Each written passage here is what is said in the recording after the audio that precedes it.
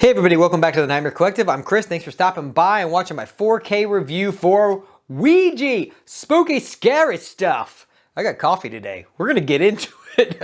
Shit, that's hot. All right, anyway, let's get into talking about this movie. So we're not gonna be talking about the movie itself. I will briefly discuss that at the very end of this video. I do reviews typically. I'm not just a physical media guy, so I will briefly tell you kind of what I think about the movie at the very end. So if you want to stick around for that, then I'll be glad to bring you on that journey. But let's get into the actual packaging and the video and audio quality of this release. So one little rant before we get into this is, this is a non-slip covered release from Scream Factory. You know, it has no grease in it, so I guess we're good there. But damn, can we get some slip covers?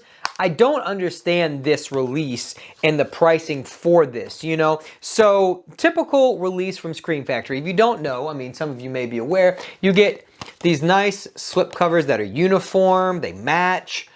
These are usually typically $34 to $36 a piece. These, on the other hand, like we recently got Rollerball, we got War Games, and this, that are non-slip covered, and on their website, they're $31. So there's a $5 to $6 increment difference between the two releases. And I'll be honest, why do these not have slip covers? If you just charge the $36. If you don't think the movie is worth $36, then don't make it $31. Make this shit like $25. Now I know that they're a smaller label, you know, they're not small by any means, but in this thing, they're not a Paramount, they're not a Warner Bros. I understand that they've got to pay these licensing fees, but I just don't understand these. The people that are buying these releases are people that want these movies. Now, I know these are typically done, you know, as not their, like, main focus of those releases, but damn, like, I want the option. You know, Vinegar Syndrome does a great thing where they offer you the slip-covered version and they offer you the non-slip-covered version. That's what I want. I want an option, Scream Factory, because these are not uniform in my collection.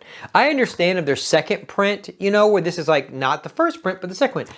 All the major labels do that. They have their first print that has the nice slipcover, and then once they do it after that, they stop making the slipcover. That's why you go buy it when it first comes out.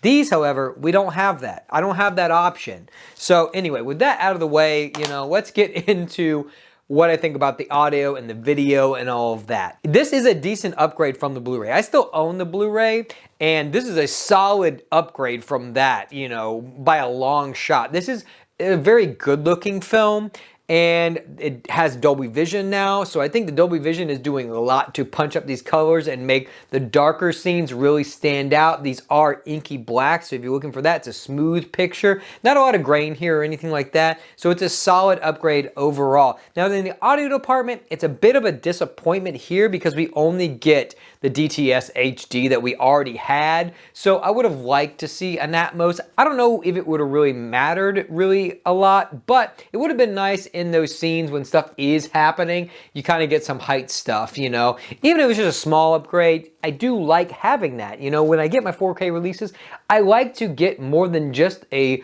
visual bump. I like that audio bump. I'm an audio guy primarily, you know, so that's what I want. I want, you know, big soundscapes. And even if it's a smaller movie like this, you know, having those heights and those surrounds are really nice, you know, in a smaller horror movie like this. So overall, I think it's a decent upgrade from the Blu-ray. So if you own the Blu-ray and you're looking to upgrade, I think it's a solid upgrade, definitely worth the purchase. If you don't own it and you like the movie, I think it's a solid purchase as well. So with that being said, let's get into kind of my thoughts on the film itself. So I think the movie's okay. I mean, the only person I really recognized was the main girl, and I only recognize her because she was in Ready Player One. I don't recognize her from anything else.